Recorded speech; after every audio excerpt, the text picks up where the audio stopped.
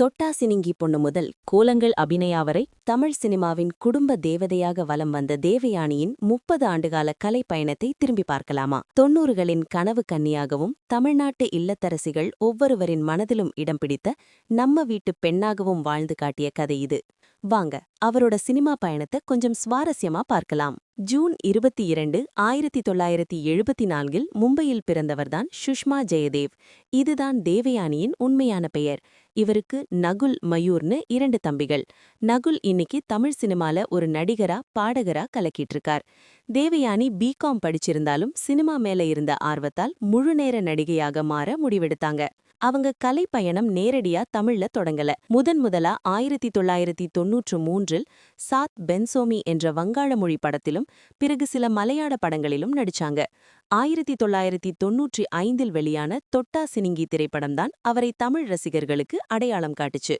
அந்த படத்துல ரம்யாங்கிற கதாபாத்திரத்தில் அவங்க நடிப்பு நல்லாவே கவனிக்கப்பட்டது. இருந்தாலும் அவங்க கெரியரையே அடுத்த கட்டத்துக்கு கொண்டு போன ஒரு பிரம்மாண்டமான வெற்றி 1996 நடந்தது. இயக்குனர் அகத்தியன் இயக்கத்தில் அஜித்குமாருடன் இணைந்து நடிச்ச காதல் கோட்டை திரைப்படம் வெளியானது. ஒருத்தர் பார்க்காமலேயே கடிதங்கள் வழியா காதலிக்கிற அந்த புதுமையான கதைக்களம் தமிழ் சினிமா ரசிகர்களை ஆச்சரியப்பட வச்சது.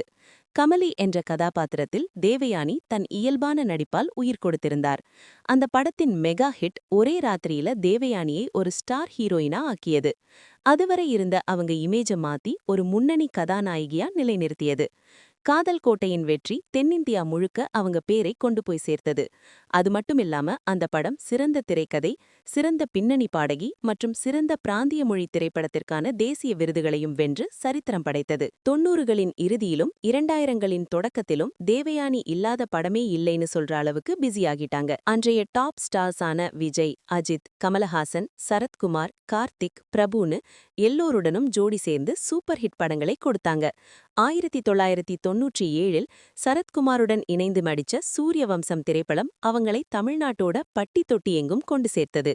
அந்த படத்தில் வந்த நந்தினி கதாபாத்திரம் இன்னைக்கும் ரசிகர்களுக்கு ஃபேவரெட். இந்த படத்தோட வெற்றி அவரை குடும்ப பாங்கான நாயகிங்கிற இடத்தை கொடுத்தது. கவர்ச்சியான கதாபாத்திரங்களை தவிர்த்து நம்ம வீட்டு பொண்ணு மாதிரி யதார்த்தமான ரோல்களை தேர்ந்தெடுத்ததுதான் அவங்க வெற்றியோட ரகசியம். விஜய் கூட நினைத்தேன் வந்தாய், ஃப்ரெண்ட்ஸ், விஜயகாந்த் கூட வல்லரசுன்னு அவங்க நடிப்பு ரொம்பவே பேசப்பட்டுச்சு. இதுல ஒரு பக்கம் கமர்ஷியல் படங்கள்னா இன்னொரு பக்கம் நடிப்புக்கு தீனி போடுற படங்களையும் விடல.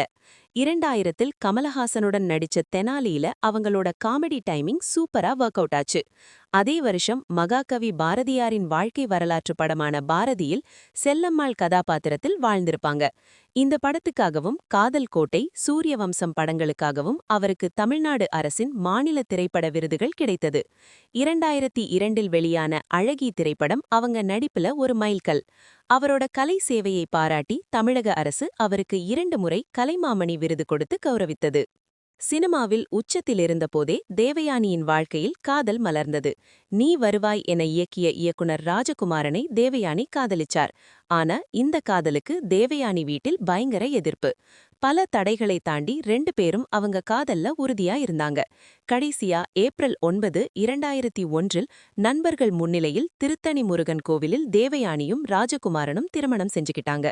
ராஜகுமாரின் நல்ல குணத்துக்காக எதிர்ப்பையும் மீறி இந்த முடிவை எடுத்ததா தேவயானி ஒரு பேட்டியில சொல்லியிருக்காங்க. கல்யாணத்துக்கு அப்புறம் கொஞ்ச காலம் நடிப்புக்கு பிரேக் எடுத்து குடும்ப வாழ்க்கையில கவனம் செலுத்தினாங்க. இந்த தம்பதிக்கு இனியா, பிரியங்கான 2 அழகான மகள்கள் இருக்காங்க. இன்னைக்கு வரைக்கும் தன் கணவர், குழந்தைகளுடன் சந்தோஷமான ஒரு வாழ்க்கையை வாழ்ந்துட்டு வராங்க தேவயானி. சினிமாவில் உச்சம் தொட்ட பல பேரால சின்ன திரையில ஜொலிக்க முடியல. ஆனா தேவயானி 2003 சன் தொலைக்காட்சியில் ஒளிபரப்பான கோலங்கள் மெகா தொடர் அவங்க வாழ்க்கையில ஒரு புது சரித்திரத்தையே உருவாக்கிச்சு. அந்த சீரியல்ல அவங்க நடிச்ச அபிநயா கதாபாத்திரம் தமிழ்நாட்டோட ஒவ்வொரு வீட்டிலையும் ஒருத்தரா மாறிப்போச்சு.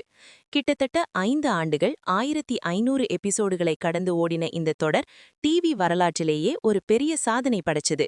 திங்கள் முதல் வெள்ளி வரை நைட்டானா போதும் மொத்த தமிழ்நாட்டையும் டிவி முன்னாடி கட்டிப்போட்ட பெருமை கோலங்கள் சீரியலுக்கும் அபிநயாவா வாழ்ந்த தேவயானிக்கும் உண்டு.